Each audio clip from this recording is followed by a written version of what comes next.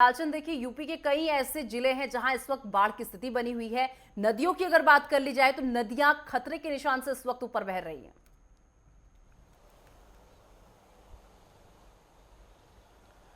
बिल्कुल, जिस तरीके से उत्तर प्रदेश की बात करें तो मानसून ने दस्तक दे दी है और मौसम विभाग की तरफ से भी अलर्ट जारी किया गया है भारी बारिश का, जिसको लेकर ऐसे 12 ऐसे जिले हैं जहां पर सबसे ज़्यादा बाढ़ की स्थिति दिखाई दे रही है। जिस तरीके से चाहे गोंडा की बात की जाए, चाहे श्रावस्ती की बात की जाए, चाहे शाहजहांपुर की बात की जाए, लखीमपुर खीरी की बात की जाए, पीलीभीत की बात की जाए, ये सारे ऐसे जिले हैं जो ज़्यादातर नेपाल बॉर्डर से जुड़े जिले हैं। वहाँ पर बाढ़ की स्थिति सबसे ज़्यादा दिखाई दे रही है। लगभग 600 से ज्यादा ऐसे गांव हैं जो बाढ़ से प्रभावित हैं और वहां पर स्थिति इस समय जो है काफी जो है खराब दिखाई दे रही है। लोगों को जो है पानी से होकर गुजरना पड़ रहा है और जिस तरीके से उनकी फसलें थी वो बर्बाद हो गई, जिस तरीके से उनका घर था वो बर्बाद हो गया। लेकिन हाँ, ये जरूर कहा जा सकता है कि उत्तर प्रदेश सरकार लगातार बाढ़ पीड़ितों को राहत पहुंचाती हुई दिखाई दे रही है। खुद उत्तर प्रदेश के मुख्यमंत्री योगी आदित्यनाथ बाढ़ पीड़ित इलाकों का दौरा किया है। उन्होंने राशन वितरण भी किया है, राहत सामग्री वितरित करते हुए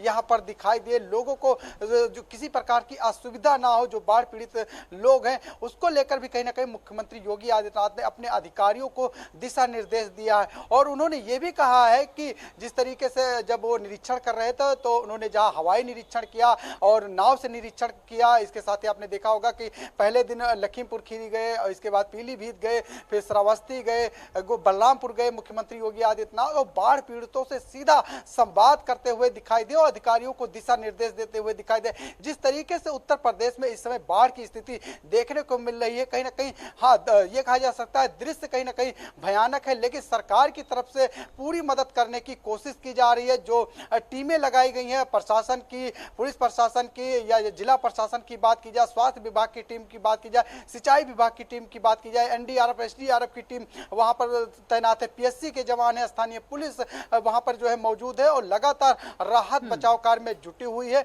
लेकिन हाँ, ये जरूर कहा जा सकता है कि जिस तरीके से बाढ़ की स्थिति पैदा हुई है उससे कहीं ना कहीं लोगों को दिक्कतों का सामना करना पड़ रहा है। बच्चे स्कूल जाते थे, वो उनका स्कूल छूट गया, स्कूल में पानी भर गया है। इसके साथ ही किसानों की फसलें बर्बाद हो गई, घर बर्बाद हो गया, और जो कहा जाए जो बड़ी मेहनत से पुल बनाए गए थे वो पुल पानी में बह गए हैं। इसके साथ ही सड़कें जो है बहती हुई दिखाई दे रही। तो तमाम स्थितियां इस तरीके की तस्वीरें दिखाई दे रही है। लेकिन सरकार की तरफ से हर संभव मदद करने की कोशिश की जा रही है। फसलों का मुआवजा भी 24 घंटे के अंदर देने का जो है वादा किया गया है। जो अधिकारी है वो निरीक्षण करें और उसका सर्वे भी कराया जा रहा है। इसके साथ ही सबसे बड़ी बात यहाँ पर देखने को मिली कि मुख्यमंत्री योगी आदित्यनाथ ने जिस तरीके से बाढ़ पीड़ित इलाकों का निरीक्षण किया, उसके बाद उन्होंने पुनर्वास गांव को जो है स्थापित करने की बात कही है कि आने वाले समय में एक ऐसा काम किया जाए कि दोबारा बाढ़ से लोगों को समस्या ना हो, तो गांव पुनर्वास का जो है काम जल्दी ही शुरू होगा। जी बिल्कुल।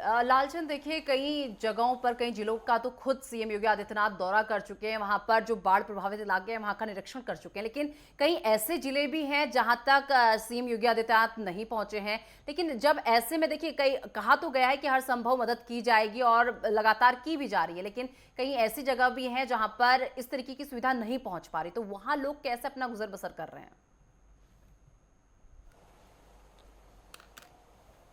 देखिए, उत्तर प्रदेश के मुख्यमंत्री योगी आदित्यनाथ हर संभव उत्तर प्रदेश के सभी 75 जिलों में जहां जहां पर भी दिक्कतें आ रही है, अधिकारियों को निर्देश दिया गया है और जहां पर भी बाढ़ पीड़ित इलाके हैं वहां के आसपास के जो अधिकारी है उनको भी लगाया गया है और हर संभव मदद करते हुए यहां पर अधिकारी दिखाई दे रहे हैं। जिस तरीके से तस्वीरें सामने आ रही हैं, लोग जो है पानी के अंदर अपने सामान को बचाते हुए दिखाई दे रहे हैं। कहीं ना कहीं स्थिति भयावह है, लेकिन कहीं ना कहीं सरकार मदद करती हुई दिखाई दे रहे। लेकिन हाँ, ये जरूर कहा जा सकता है कि बाढ़ की वजह से तमाम नुकसान हो रहा है लोगों का। लोग कहीं ना कहीं परेशान दिखाई दे रहे हैं। उनको पलायन करने पर दूसरी जगह मजबूर होना पड़ रहा है क्योंकि उनका सारी फसलें बर्बाद हो गई, घर बर्बाद हो गया, घरों में पानी भरा हुआ है, कई झोपड़ी पट्टी थी जो बह गई हैं और कई इस तरीके के पुल थे जो टूटते हुए दिखाई दिए, बहते हुए दिखाई दिए। उनको स्थिति को कहीं ना कहीं मुख्यमंत्री योगी आदित्यनाथ समझते हुए दिखाई दे रहे हैं और यही वजह है कि अधिकारियों को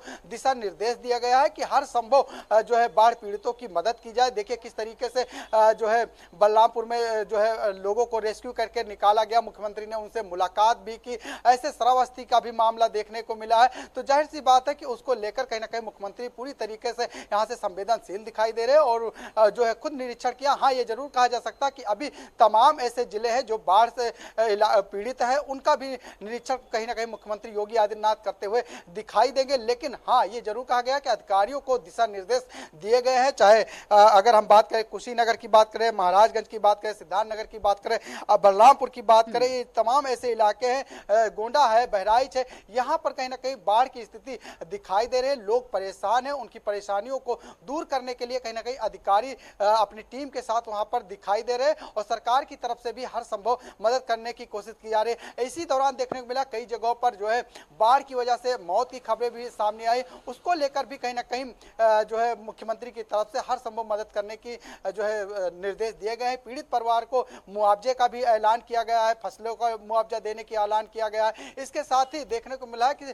सरकार कहीं ना कहीं पूरी तरीके से देखिए बाढ़ लालचन, इस इलाकों वक्त में उत्तर प्रदेश जो है की अधिकारियों नदियां की जो है टीमों वो को लगाया उफान गया पर है है। और लालचन, स्वास्थ्य व्यवस्था लालचन, इस वक्त देखिए जो उत्तर प्रदेश की नदियां हैं वो उफान पर है।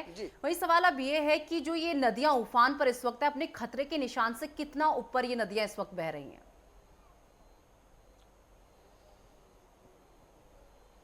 देखिए जिस तरीके से सरयू नदी की बात करें, इस समय वो भी खतरे के निशान से ऊपर बह रही है। इसके साथ ही शारदा नहर की बात करें, वो भी इसी तरीके से जो है खतरे के निशान से ऊपर बहती हुई दिखाई दे रहे हैं। तमाम ऐसी नदियां हैं जो उफान से जो है ऊपर दिखाई दे रही हैं। लेकिन अगर हम बात करें नेपाल से जिस तरीके से हर साल जब मानसून आता है तो वहां से पानी छोड़ दिया जाता है और उत्तर प्रदेश का हाल जो है वो बुरा होता है। और यही वजह है कि बाढ़ से तमाम ऐसे गांव हैं वो जूझते हैं। ज़्यादातर नेपाल से सटे जो जिले हैं, वहाँ के जो गांव हैं, वो उनको जूझना पड़ता है, वहाँ के लोगों को जूझना पड़ता है। तो जाहिर सी बात है इसी को लेकर जो है गांव पुनर्वास का जो है स्थापित हो, इसको लेकर सरकार ने पहले ही निर्देशित किया है, पहले दिन ही निरीक्षण पर जो है निर्देशित किया है। आने वाले समय में इन बाढ़ पीड़ितों में लोग ना फंसे, लोगों को जो है इस तरीके की दिक्कतों का सामना ना उठाना पड़े, उनकी फसलें घर ना बर्बाद हो, इसको लेकर कहीं ना कहीं सरकार